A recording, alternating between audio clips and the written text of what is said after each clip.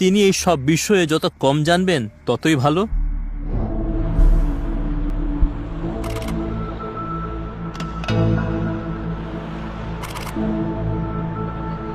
এদিকে সামি আবিষ্কার করেন তার ব্যবসার অংশীদার হারিস আহমেদ একজন পলাতক খুনি, ইন্টারপোলের রেড নোটিশ তালিকায় যার নাম রয়েছে।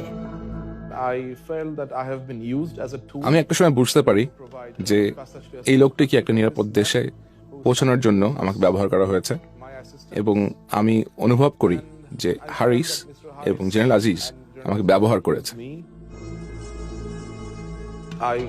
আমি একে পুলিশের কাছে ধরিয়ে দিতে চিন্তা করি, কিন্তু নিজের জীবনের ভয় তা করিনি।